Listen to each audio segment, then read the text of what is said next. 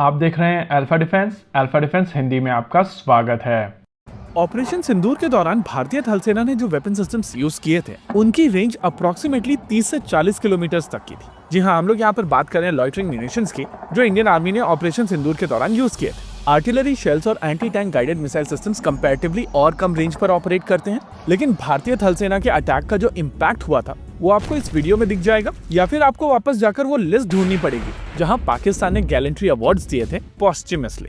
Anyways, अगर आप operation सिंदूर के दौरान भारतीय थल सेना द्वारा यूज किए गए हथियारों को देखेंगे तो आपको समझ में आएगा कि बहुत ज्यादा रेंज के हथियारों का प्रयोग नहीं किया गया था, लेकिन फिर भी जो इम्पैक्ट हुआ था वो सिग्निफिकेंट था। इंटरेस्टिंग चीज ये है कि भारतीय थल सेना के पास में ऐसे हथियार हैं जिनकी रेंज इनसे 3 से 4 गुना ज्यादा है, और उनमें से एक हथियार है Pinaka multi barrel rocket launcher system. Bharat और पाकिस्तान के कॉन्टेक्स्ट में या फिर चाइना के कॉन्टेक्स्ट में भी जब हम लोग multi barrel rocket launcher systems की बात करते हैं तो लोग बात करने लगते हैं A100 रॉकेट या फिर फतेह 2 रॉकेट के साथ में पिनाका की कंपैरिजन को लेकर।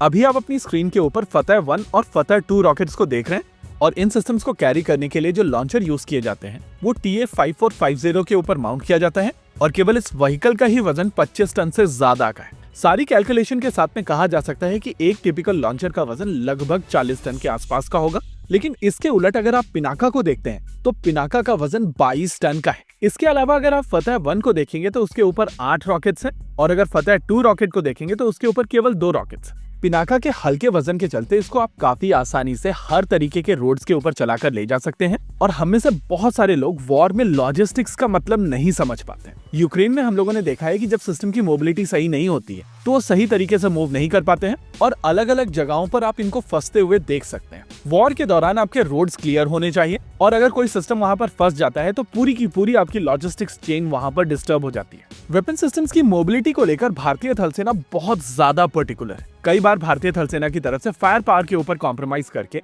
मोबिलिटी के ऊपर फोकस किया जाता है, और नामिका उसका एक प्रीमियर एग्जाम्पल है। चलिए, ये चीज यहाँ पर क्लियर हो चुकी है। अब बात कर लेते हैं MBRL की ट्रेजेक्ट्रीज को लेकर। ये भी एक ऐसा टॉपिक है जिसके बारे में बहुत ज्यादा बातचीत होती नहीं है। देखिए, अगर आप बेसिक ट्रिग्नोमेट्री के हिसाब से ज्यादा रेंज अचीव करना चाहेंगे तो आप कोशिश करेंगे कि आपका लॉन्च एंगल 45 डिग्री का हो। हालांकि यहाँ पर बहुत सारे अलग अलग फैक्टर्स आते हैं, जैसे कि एयर ड्रैग, रॉकेट का थ्रस्ट, लिफ्ट, स्पिन, फिर एरोडायनेमिक्स, और इसी वजह से आइडियली एंगल होता है 30 से 40 डिग्री के बीच में। फतेह 2 और 3 के केस में इनको लगभग 30 डिग्री के एंगल पर लॉन्च किया जाता है, और तब कहीं जाकर फतेह 1 140 किलोमीटर की रेंज देता है, और फतेह 2 300 से 400 किलोमीटर तक की रेंज देता है। इंटरेस्टिंग चीज यह है कि फतेह 1 रॉकेट ही 300 मिलीमीटर का रॉकेट है, लेकिन अगर आप फतेह 2 की बात करें तो ये एक pure tactical ballistic missile system है, जिसको अलग अलग रीजंस के चलते रॉकेट कह दिया जाता है। इसके उलट अगर आप पिनाका की बात करें तो ये एक 214 मिलीमीटर का रॉकेट है, और इसी वजह से एक हल्के लॉन्चर के ऊपर 12 रेडी टू लॉन्च रॉकेट्स किसी भी गिवन पॉइंट ऑफ टाइम पर अवेलेबल होते हैं। इंटरेस्टिंग चीज ये है कि जब आप पिनाका की रेंज 80 किलोमीटर सुनते हैं तो उसका लॉन्च एंगल और ज्यादा होता है, और पिनाका 55 डिग्री के एंगल पर लॉन्च किया जा सकता है। चलिए वापस से चलते हैं ब्लू स्क्रीन के ऊपर और समझते हैं इस रेंज इक्वेशन को दोबारा से।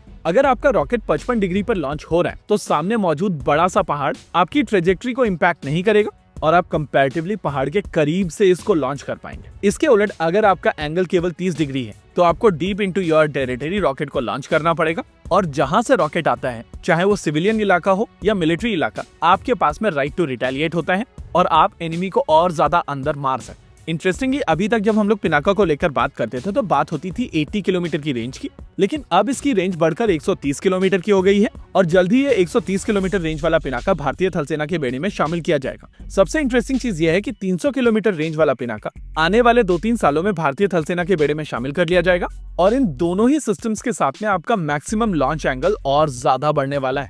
इसी के साथ आज के इस वीडियो में रखते हैं केवल इतना ही। वीडियो को अंत तक देखने के लिए धन्यवाद। देखते रहिए अल्फा डिफेंस। जय हिंद।